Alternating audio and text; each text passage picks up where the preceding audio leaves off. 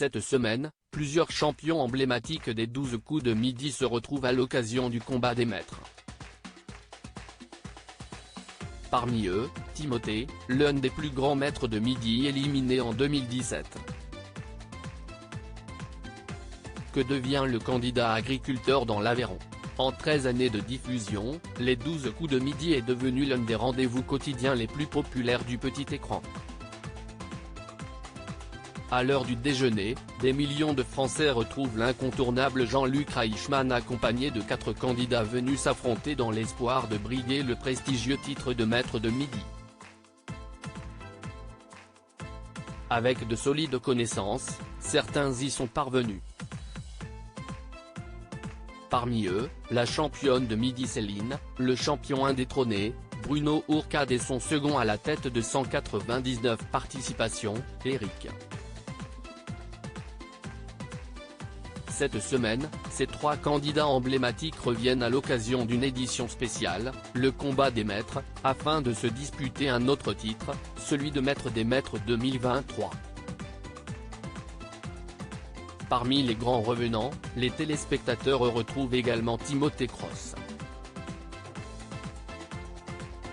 Le participant marquant fait son arrivée en mars 2017 avant d'être éliminé après 83 participations en juin de la même année, emportant avec lui plus de 350 000 € de gains et de cadeaux.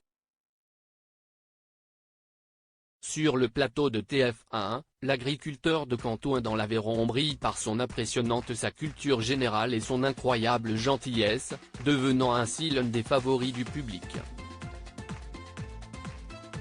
C'est donc avec grand enthousiasme que les aficionados de jeux télévisés le retrouvent en 2021 auprès de l'animateur Samuel Etienne dans Question pour un champion.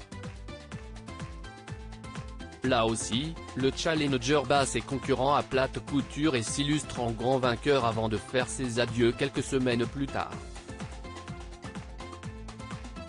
Un champion serein depuis, le 9e plus grand champion des 12 coups de midi a déjà fait son grand retour dans l'émission lors du combat des maîtres en 2021. Loin du feu des projecteurs, le redoutable participant remarque que c'est le calme plat côté cœur. Après une histoire avec une dénommée Floriane dont il s'est séparé en 2019, le célibataire se confie sur sa situation amoureuse un peu au point mort en juin 2022 à un Jean-Luc Reichmann curieux.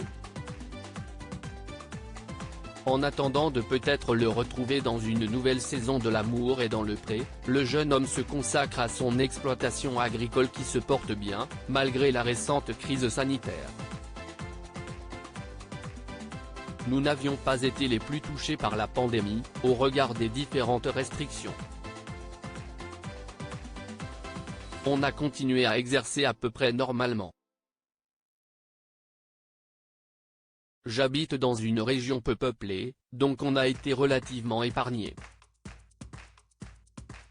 On est quand même très heureux que les choses commencent à redevenir normales, indique-t-il à Télé Loisirs en 2021. À la ville, tout va bien donc pour celui qui revient à la télévision en ce début juillet 2023.